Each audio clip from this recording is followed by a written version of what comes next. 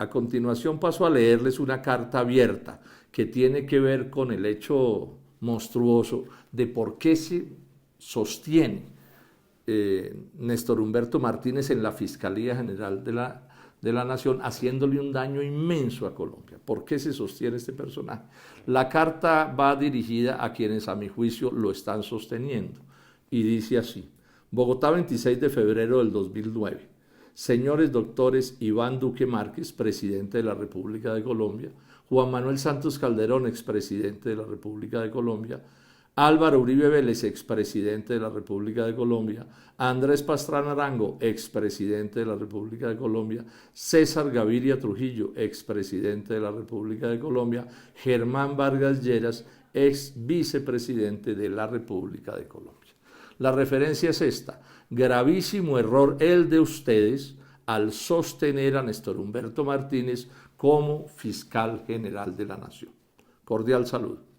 El fiscal Martínez no renuncia a su cargo porque está protegiendo a los directivos de Odebrecht y el Grupo Aval, y se está protegiendo a sí mismo, pero principalmente porque ustedes han tomado la equivocadísima decisión política de sostenerlo, aduciendo sin razón que así defienden la institucionalidad de Colombia, cuando en realidad promueven lo contrario y el país se descompone aún más. Estos son hechos conocidos que condenan al fiscal y nos avergüenzan ante el mundo. Primero, si el fiscal Martínez no gozara de la impunidad que le asegura la Comisión de Acusaciones de la Cámara, la justicia ya lo habría llamado a responder por la corrupción de Odebrecht, Ruta del Sol 2 y Navelena, negocios en los que él se lucró como abogado y en los que ha sido socio o contratista del Grupo Aval de Luis Carlos Sarmiento Angulo, quien hizo muy rico a Martínez. Segundo, el fiscal Martínez no solo se negó a declararse impedido en este caso, como se lo indicaban la ley y la decencia, sino que ha usado su poder para engañar y mentir a su favor y al de quienes le han pagado por sus contratos en esos negocios corruptos. Tercero, para poder ser el fiscal general al que le llegaría el caso de Odebrecht en Colombia, Martínez engañó a la Corte Suprema de Justicia, que lo eligió,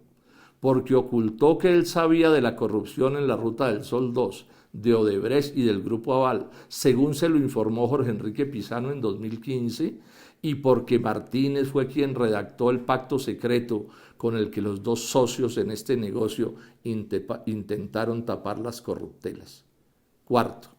aunque los ejecutivos de Odebrecht han acusado a José Elías Melo,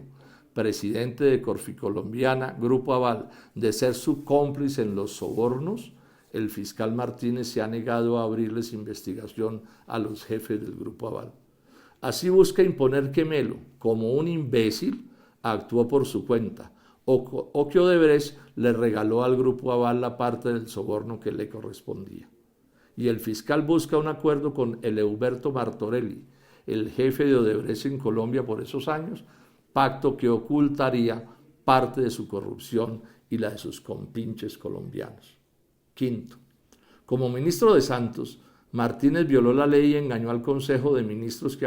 aprobó el COMPES 3817, que le dio paso a la vía Ocaña Gamarra y a sus sobornos, al ocultarle que él había sido contratista de la Ruta del Sol 2, a la que además le aconsejó violar la ley en ese negocio. Sexto,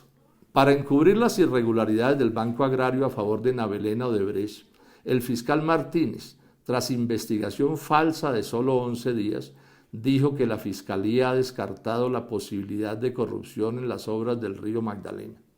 Así intentó encubrir que en ese negocio se lucraban 3 empresas del Grupo Aval y que también ganaba M.N.A. Martínez Abogados, empresa de Martínez representada por su hijo. Séptimo, el fiscal Martínez mintió al decir que no había tenido negocio alguno con Navelena Odebrecht y al afirmar que había suscrito un contrato con la Ruta del Sol 2, cuando firmó 3. Además, se supo que el abogado Martínez había contratado con 22 razones sociales diferentes en los últimos años, conducta que la justicia no ha podido investigar, como tampoco puede hacerlo con sus propiedades ocultas en Panamá y España. 8.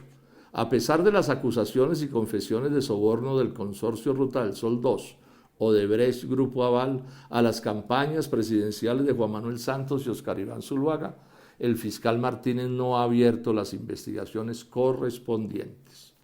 Noveno, Martínez también debe ser investigado por el cartel de las togas en la Corte Suprema, por nombrar a un corrupto de fiscal anticorrupción y por su sospechosa defensa como abogado de Carlos Matos. A manera de conclusión, si uno solo de ustedes cambiara su lealtad con el fiscal Martínez por la lealtad con Colombia, Martínez tendría que renunciar a su cargo, con lo que la justicia colombiana, en este caso, podría ser algo diferente al perro bravo que solo muerde a los que no tienen suficiente protección política. Atentamente, Jorge Enrique Robledo, senador de la República.